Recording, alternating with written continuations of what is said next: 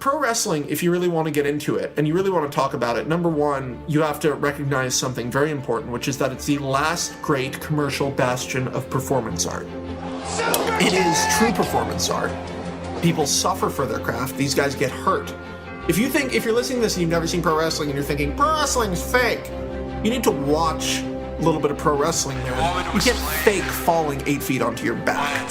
That mat is not a crash pad. It hurts. These guys suffer every night, and they're actors, ultimately. They use what is essentially dance, the art form of pro wrestling. First of all, people say wrestling is fake, but that's idiocy, because these guys get hurt all the time and put their bodies on the line for this. You don't see Chuck Norris actually getting his back broken in these fights. You don't see Jason Statham getting destroyed. A character in wrestling is made up of many different parts, not just like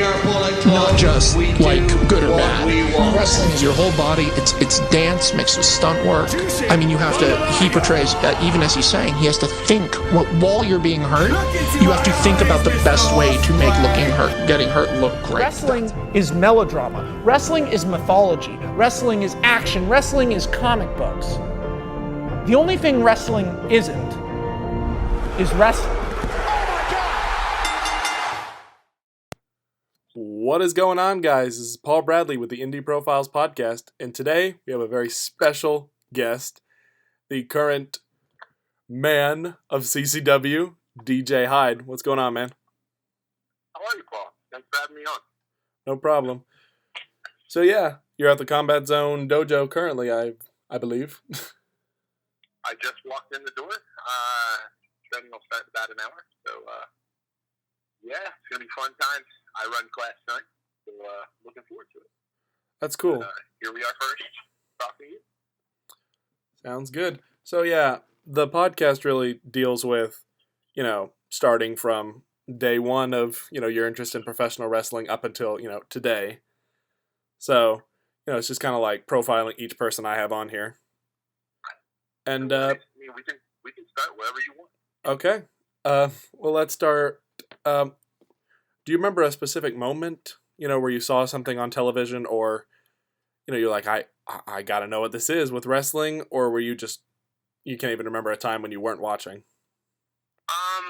Well, I can't really remember a time where I wasn't watching, but I know the time where it was like that it captivated me, where it was like, okay, this is the greatest thing ever, type of a thing. Right.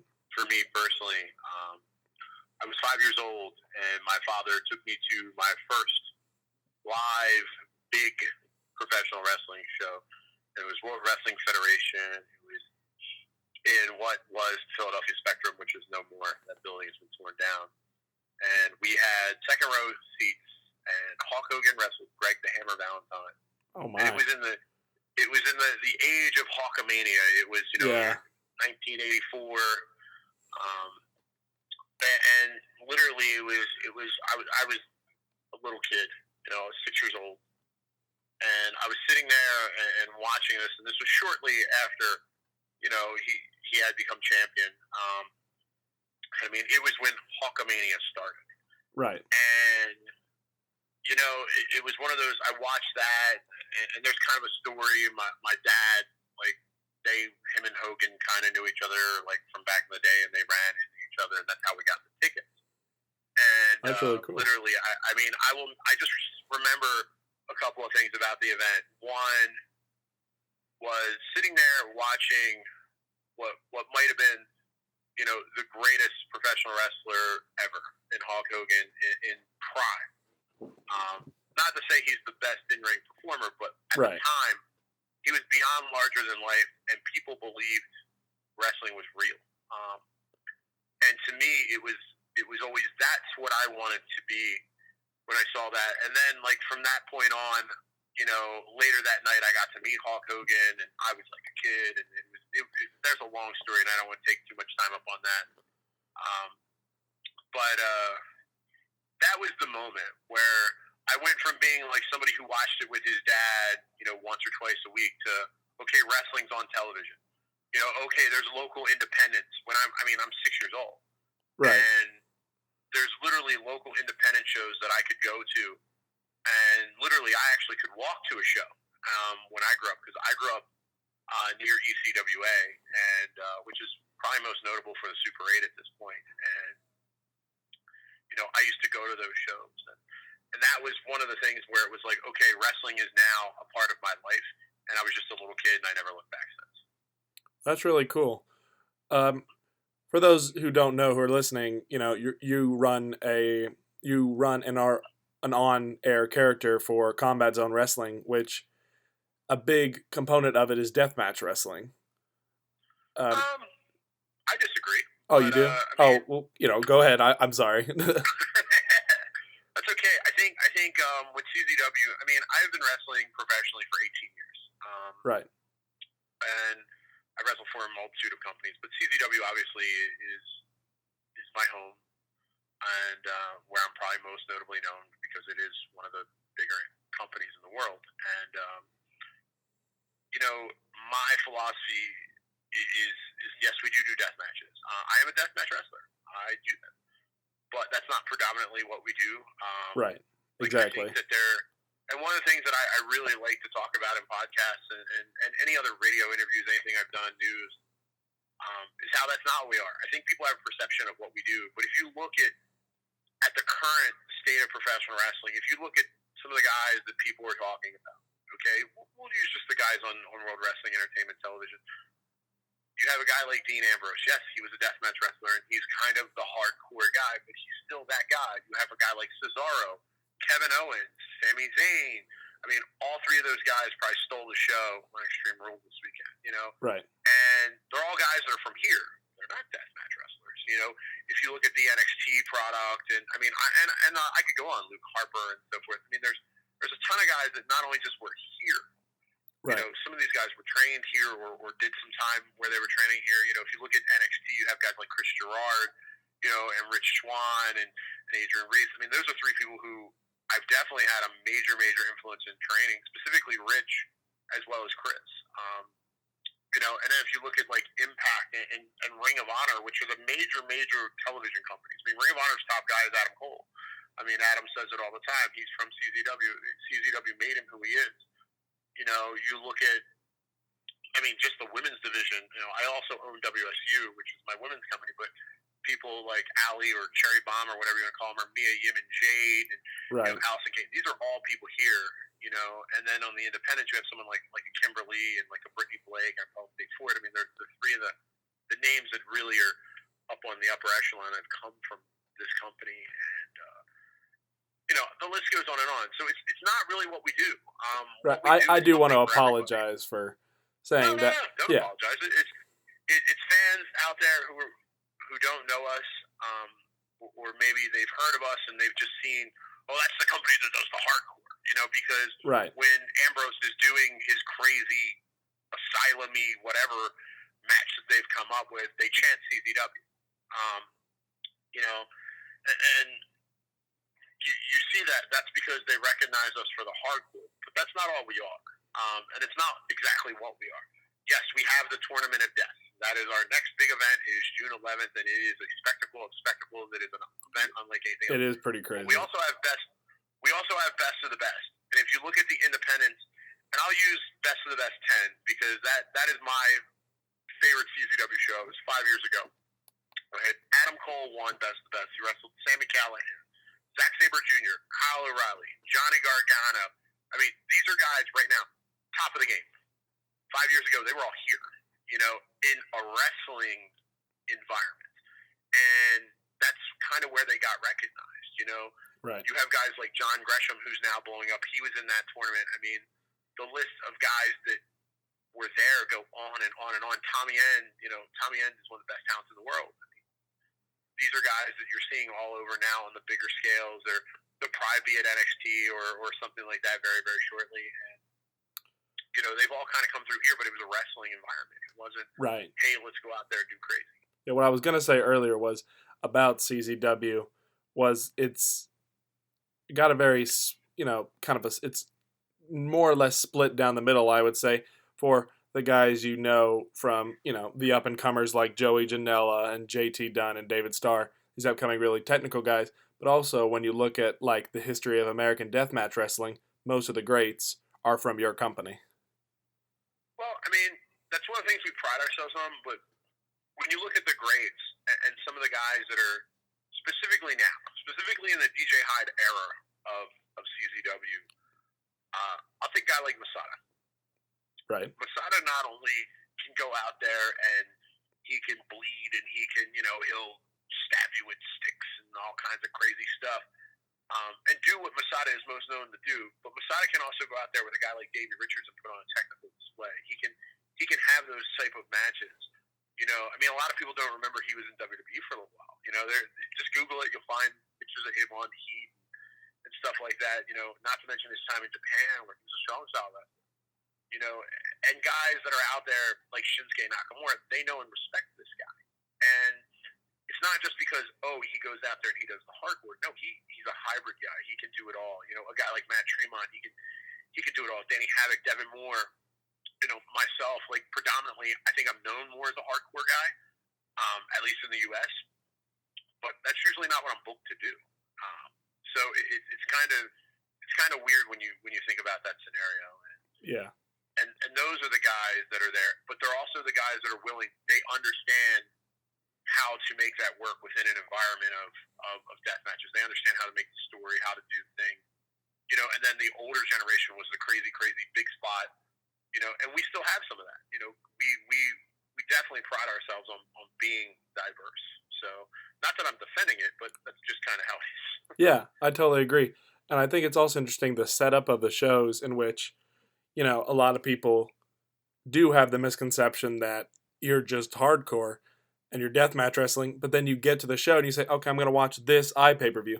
But, the deathmatch is there more predominantly later in the show, and what you open up with is things like the Wired TV title, which is guys like Leo Rush, Joey Janela, Jonathan Gresham putting on these insanely technical matches where you go, holy crap, I thought this was a deathmatch company, and I've always loved that about CZW. Well, I think that's one of the misconceptions, and I think a lot of people, and probably the biggest challenge since I've ran the company has always been I've tried to make it more diverse and say, look, yes, we do this.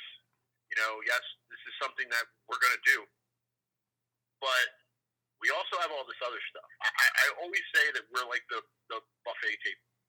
Right. Professional wrestling. It's a good way to put it. Baskin Robbins is a better scenario because none of the guys, like if you look at guys like, I'll use Drew Gulak as an example, just based on what he's currently doing. And I think everybody knows that WWE has him in the Cruiserweight Classic. He's right. If you look at all the pictures everywhere, he's the guy front and center. He's a CZW trained by DJ Hyde guy.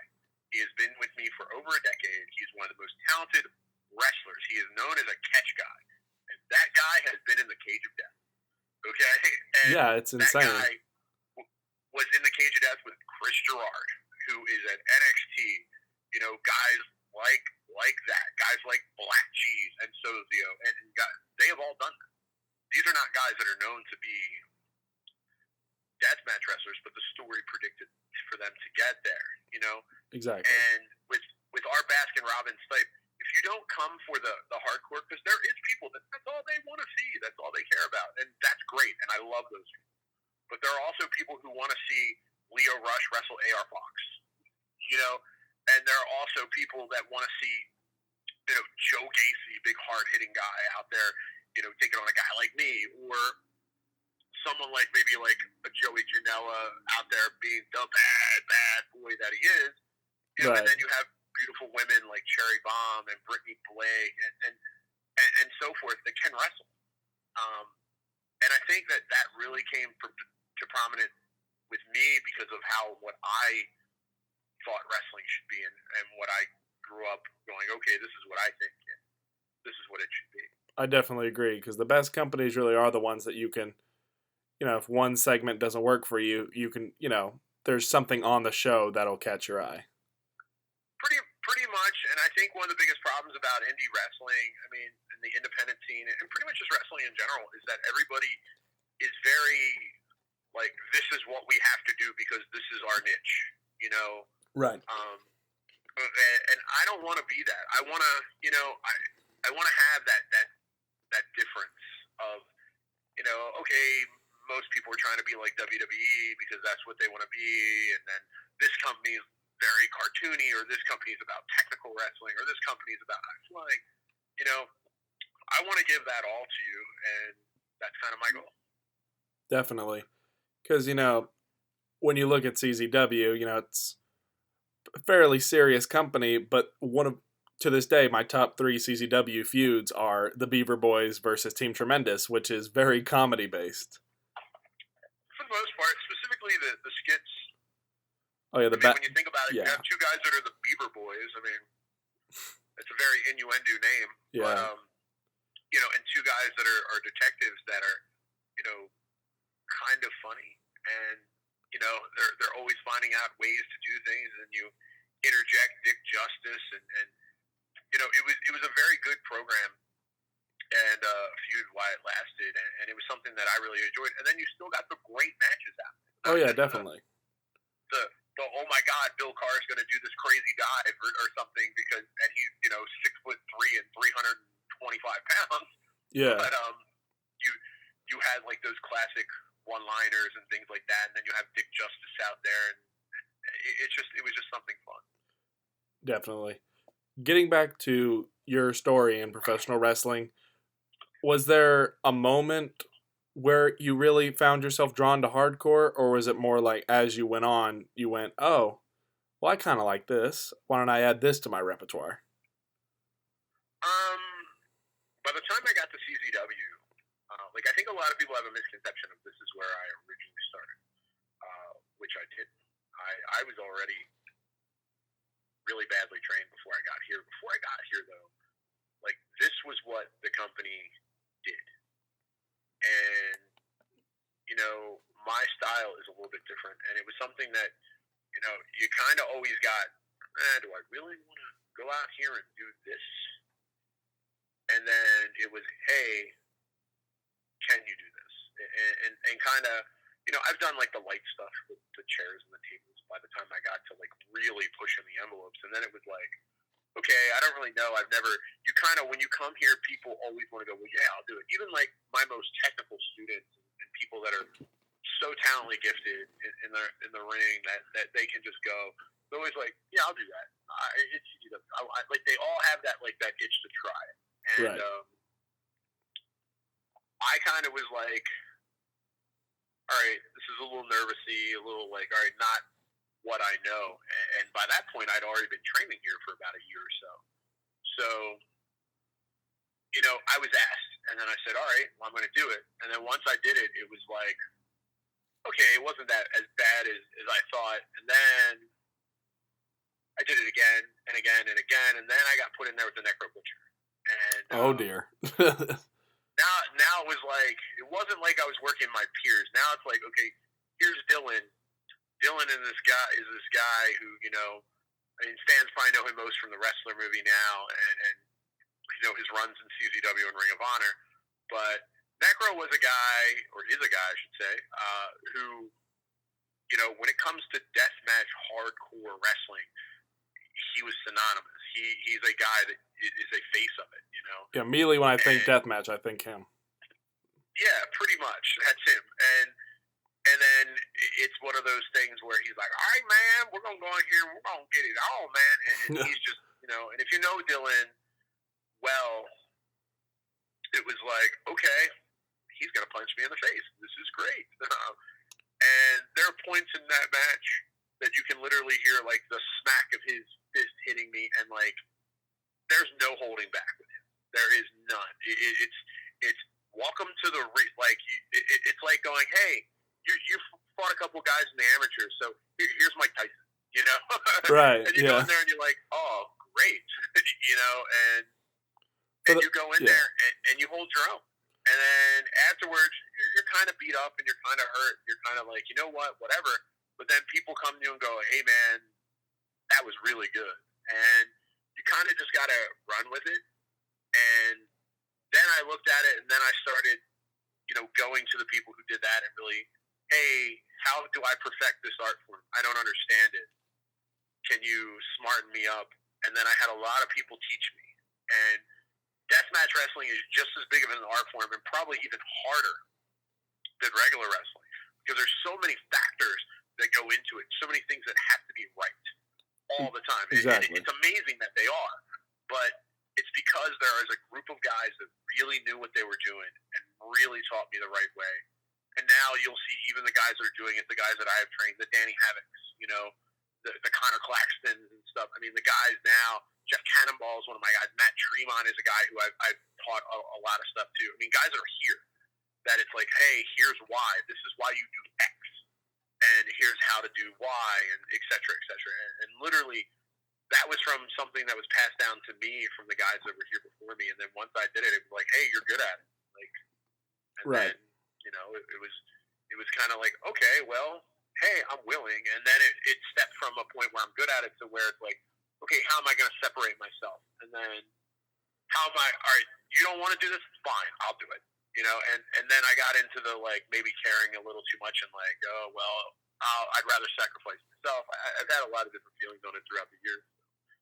I feel like it has definitely, calmed down a bit, which I'm happy about, because, you don't want guys doing things that, you want entertainment, but there is a line, where, Necro Butcher and Drake Younger, I've heard on, like the Kevin Steen show, Drake talked about how him and Necro Butcher talked about one of them cutting their finger off, and then they thought they could get to the hospital and sew it back on in time, that they wouldn't lose it. And it's like, there's a limit, and I feel like throughout the years, it has kind of, calmed down a bit to the point when it's at a comfortable level. There's a limit, but I think that there's definitely an audience that wants to see it, and people want to see bigger and bigger and bigger and bigger and bigger, and that's just by nature.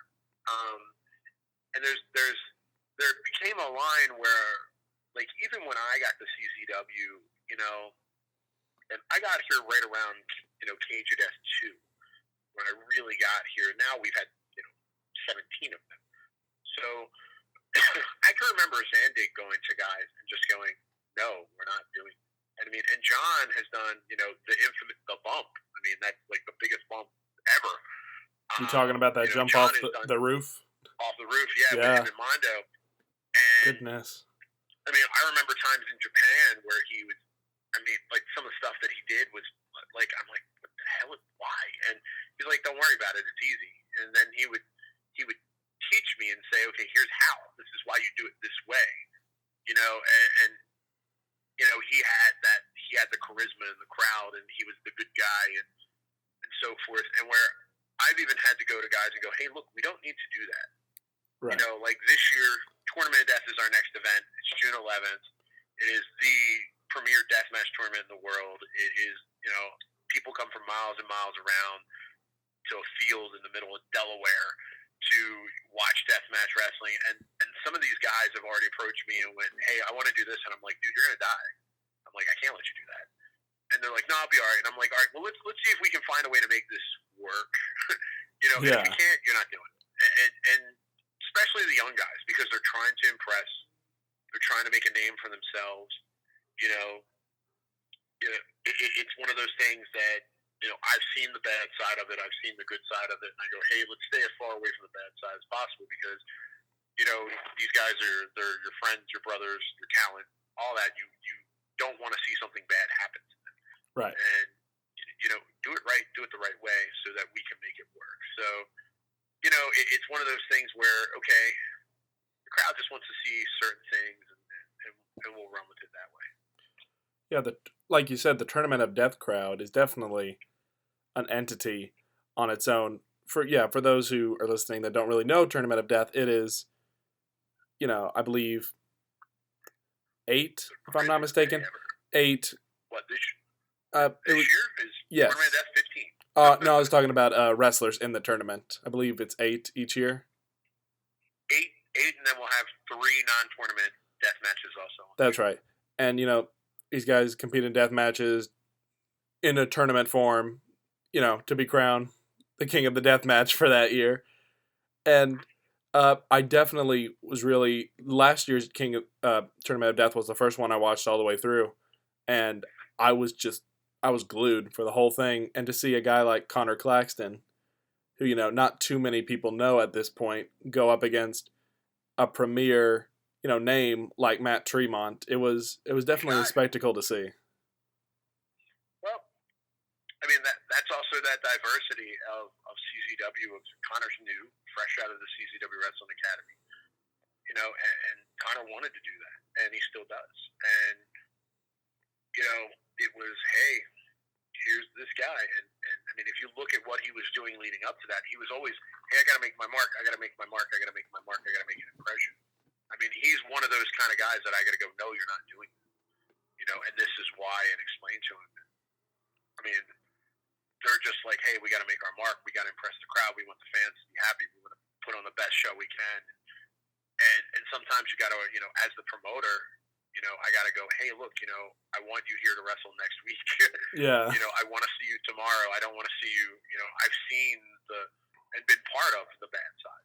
I mean, I had, on something that was just a pure coincidence, I had the main artery in my right arm cut, from a light tube. And, thank God we have good doctors on staff. And, I mean, we have 2 EMTs, an ambulance. We have 2 doctors that are behind the scenes that people don't see that are on staff. I mean, they're here almost every show. I mean, so that if something like that happens, we're taken care of right away. And, Connor's one of those guys. Yeah, it was really interesting because, he entered the tournament in a 3-way match with you and Nick Gage, which immediately, I'm like, oh, no, I did not. I went, Gage, it's going to be Gage or Hyde. There's no way Claxton's going to win. And then he went on to win the second tournament match, and I went, who is this guy? And I'd heard about him from Beyond Wrestling, but that's really all I'd heard about him from. And I'd seen him a bit in CZW, so I was like, okay, I can get on board with this guy. But I was such a Tremont fan at that point that I was like, okay, you can win all these matches, but don't beat Tremont, and I'll be fine with you. I think at that point, besides the CZW World Championship, that was the one thing that Matt has never done. I mean, he's won every major deathmatch tournament in the United States, and at that point, Tournament of Death was always the thing. He's been in several of them and just hasn't gotten to the end. And he was definitely the guy that brought me into deathmatch wrestling as well as CZW. He was just he's polarizing and he's magnetic, and he just kind of drew me in. I was like, okay, I need to see more of this guy, That's why Matt's one of the best wrestlers in the world. He draws you in because when he talks, you believe him. And that's why he is the CZW World Champion, and he's the guy. I mean, he is, somebody who I am so happy, even though in the ring we've had our differences, but I'm so happy he's part of this company, and hopefully he's going to be here for years to come. I agree. So, you said John Zandig kind of took you under his wing. He was also your trainer, correct? Not exactly. In a way he wasn't. John was always like, when I talk about John and probably our relationship, he was always like your dad. He wasn't exactly the guy who's doing things, he's just kind of there. And then he'll pull you aside and, hey, this. And it was always, hey, this.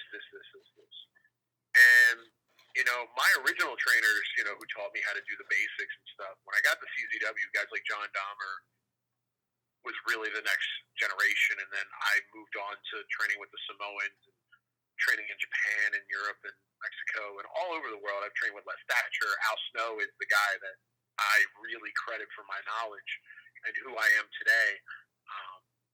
Tommy has trained with Dreamer. There's a number of people I've learned from, but John was always that guy who, you didn't exactly have always the best relationship, but when he would come, he would give you that advice that you would like, okay, I need to pay attention, because he's a very polarizing figure. Yeah, definitely. It's one of those things where you're going to go, okay, this is John. This is a guy who, is the creator of this company, and he knows what he's talking about. And I kind of ran with it from there. And you would listen to him and just kind of go, okay, and then take it and apply it and see what worked and see what didn't. And he would always just say this. He always has a way of putting things. I mean, he's not very businessy. He's very a man. He he's that badass guy you don't want to mess with, and that's just how he is in real life. That was how I kind of took that advice from him and ran with it there. Right. Yeah, he's definitely quite the character. But yeah, he returned to CZW pretty recently as well. Correct. Our last event, Prelude to Violence. That's exciting. I'm definitely interested to see how that turns out. I think that's got a lot of the world started buzzing between what went down between him and myself. I mean, it is a. It's very much a clash of the eras of CZW. Well, I think that it's also the characters. I think that I'm always the bad guy. I'm very opinionated. I'm a certain way. A lot of people don't particularly like me, but I'm very successful. And John is that good guy. I am that bad Vince McMahon-y, whatever you want to call, comparison of evil entity who thinks that, character-wise, thinks that the fans are idiots and that I am the almighty god of professional wrestling. Right. John is that polar opposite, and John plays with them and gives them what they want. And I don't know where this thing is going to go. I don't know. I've openly invited John to show up at any point, and he showed up and basically said, "Hey, I'm messing up, and that people don't like it, and blah blah blah blah blah." And it's a character contrast, and the crowd seems to be very into it. I just hope that it generates interest in the wrestling world, and that people, either check it out on iPay-per-view at streamczw.com or watch on CZW Studios when the replay goes up, or buy a DVD or Blu-ray or whatever, and that they show the support and that they're interested in what we're doing. Yeah, it definitely got my attention because, I was going through my wrestling news and I was like, oh, Zandig, I haven't heard his name in a while. Like, oh crap, he's back. Like, yeah, it definitely. Well, there's been some rumors. There's been some rumors of him, having some interest in doing some stuff. It creates a lot of buzz. And it does, and that's what we did. Going back to your career as well, was there like a certain match when you were starting out in CZW that you really like hold close to your heart? As like, this is when I knew that CZW was the company for me.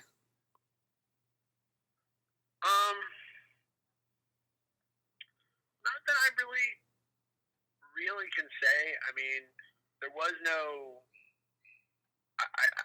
like, oh, this match, this is where I need to be. It was more along the lines of the behind the scenes in the locker room and the people, and I wrestled all over the world, and there's very few places that I have really grown to say, okay, these guys are like family to me.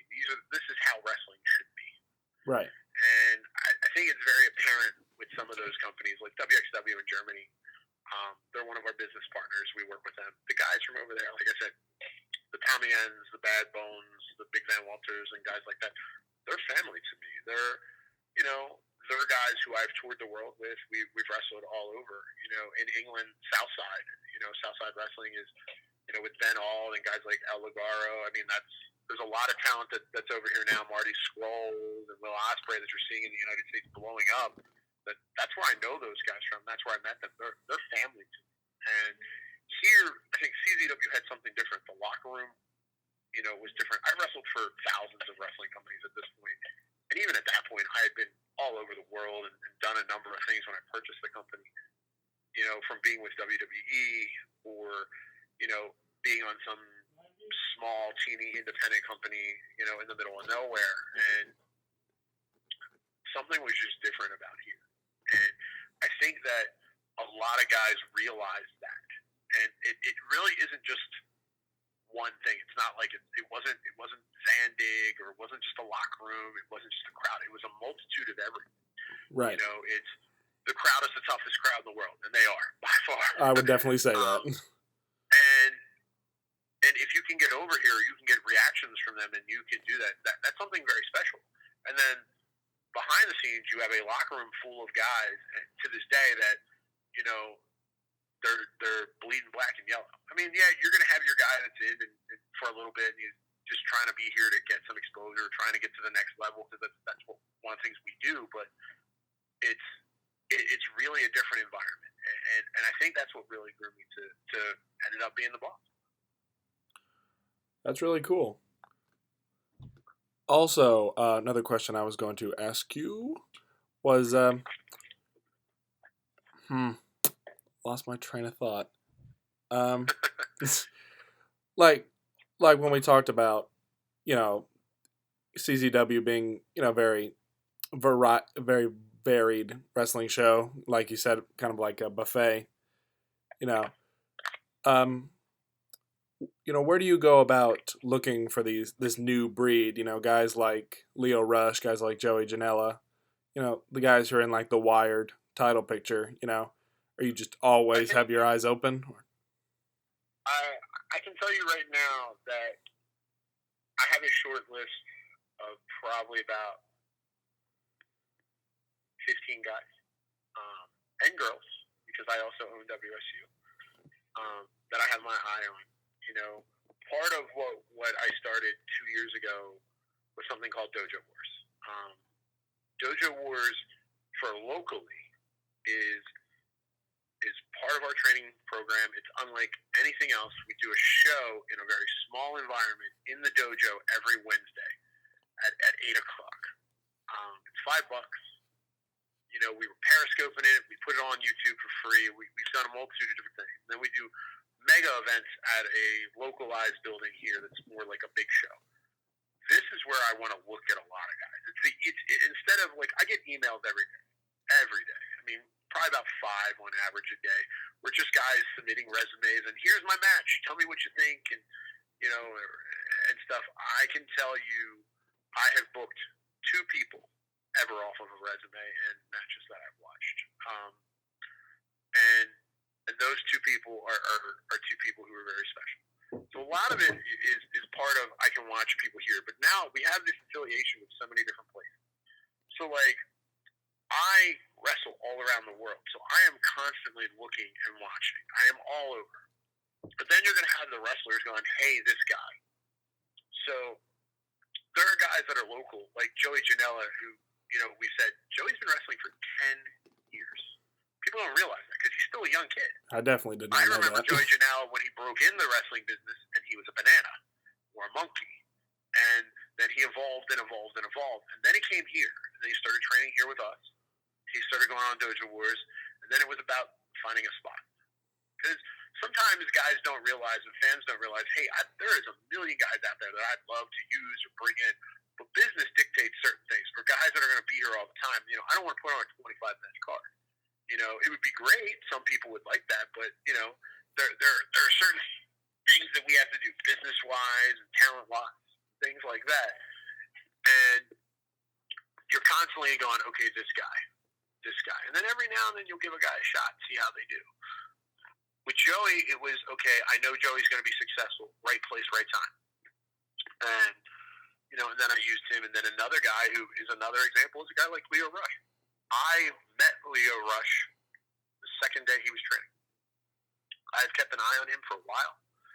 And then it was, okay, hey, Leo, I want you to do this. And see if he wants it. You already knew eventually the kid's athletic. He's good looking. He's humble.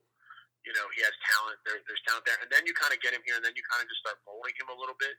And you kind of say, hey, this, and you start dropping hints. There's guys like that who you literally just go, okay, what's the right place, right time? How am I going to make this kid successful? He started coming to Dojo Wars with Patrick Clark, who is now at NXT.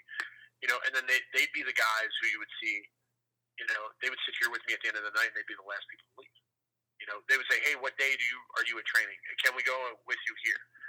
And then guys that are outside guys that don't live locally, I'll use Callisto as an example. A guy like Callisto, when he was in CZW with Samurai Del Sol, he emailed me every week for a year. Every single week. Holy crap. For a year straight.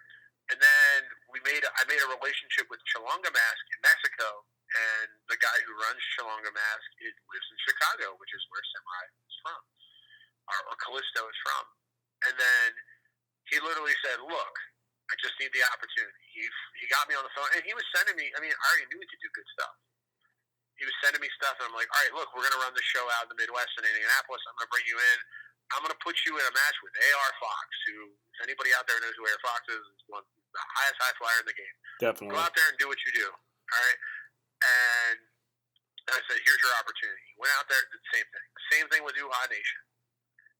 Nation or Apollo Crews or whatever, that guy was hitting me up every other day.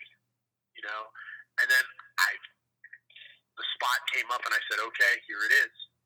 And I literally remember, because when Nation got booked, it was literally one of those things that A.R. Fox and John Gresham came to me and they're like, look, you need to use this guy. He's like, you got to find the spot. And I'm like, dude, the roster's full. And they worked out something with me, and I said, okay, here's his opportunity. Do what you got to do.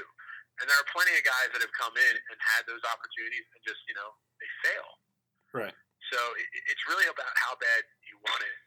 And I'm everywhere. Like this weekend I'll be in LA, and I'll be out there wrestling, and I'm going to be watching the show. I'm going to be looking at the talent and going, okay, and there's guys like Timothy Thatcher and Drew Gulak and Joey Ryan, and these are premier independent names. These are guys that are, world traveled. They're, everywhere on these events.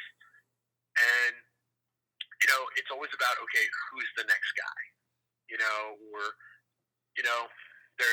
There's always people from the dojo, from the school, like I said, Connor Claxton, Adam Cole. You find them here, you mold them.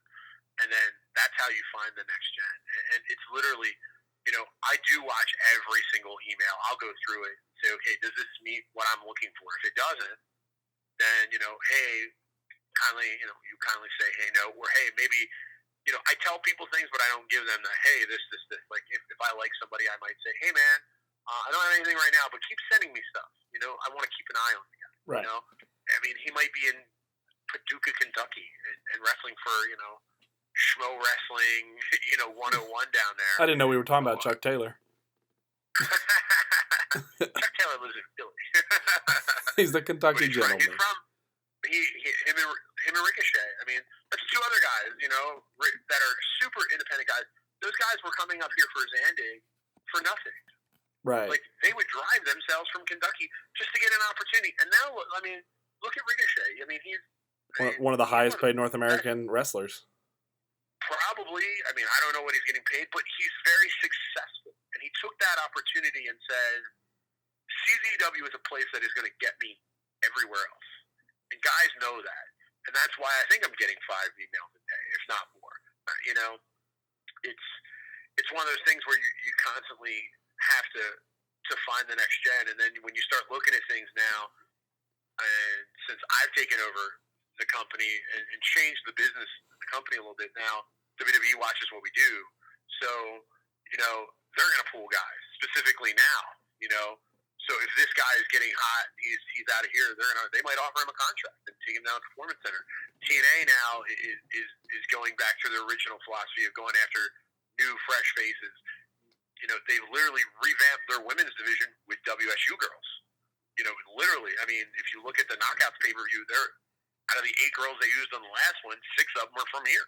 Yeah, so I noticed that. You constantly got to keep evolving that, and constantly got to keep an eye out. And it's easy to just go, okay, who are the best people in the game, and just book them. But that's not what I want to do. I want to develop a roster of regulars and people that are here and that want to support the company and want to be here and grow. Sorry, I can rant.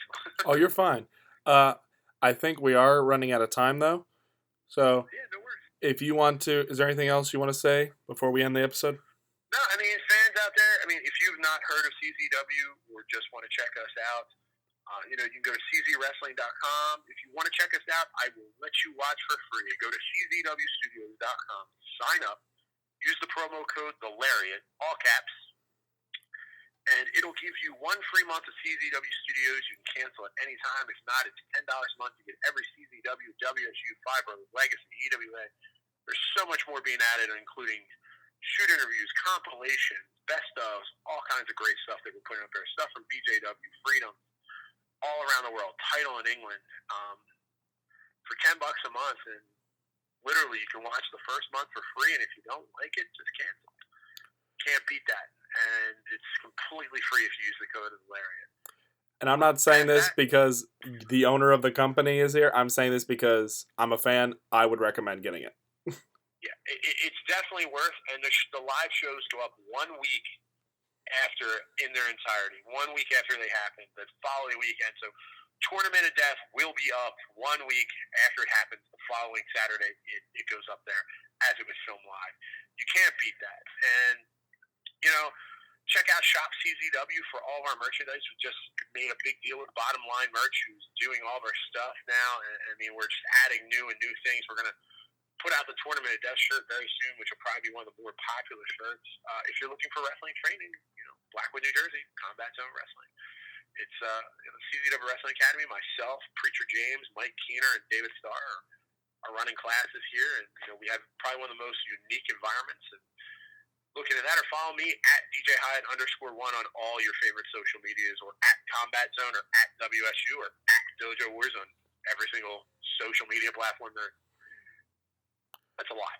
That's a lot, but you're definitely getting your name out there more than it already is. Right. Just keep supporting wrestling fans, and keep supporting great podcasts. Well, again, DJ, thank you for coming on the show. I really appreciate it.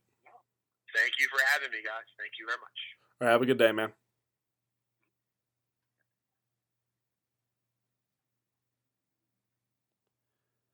And that was DJ Hyde. Really cool dude. Well, I say that about everybody on the end of the show, but he is. And you can definitely, from a performer to the owner of the company, you got to have a lot of passion for that company. And like you said, CZW is not just deathmatch wrestling. It's like a buffet. You can pick out the greatest bits out of all different types of wrestling. And I'm not saying this because he was just on. I'm saying this because I am a fan. Like I said, I don't bring on guys that I'm not fans of, and I don't promote companies that I don't support. I have this podcast to accentuate what I like. And another big announcement is that I have a set schedule going up for this podcast now. New episodes will be on every Wednesday and every Saturday. They will be on by 8 a.m. both of those days. They will be converted to YouTube the night before and put on. And I'll have 2 shows a week. I have a pretty special guest coming on tomorrow. I'm not going to reveal who it is yet, but you might have seen him in the finals of the Battle of Los Angeles 2015. And that narrows it down to 3 guys, so pretty exciting. And that was DJ Hyde. My name is Paul Bradley. You just listened to the Indie Profiles podcast. Thanks for listening. Love ya.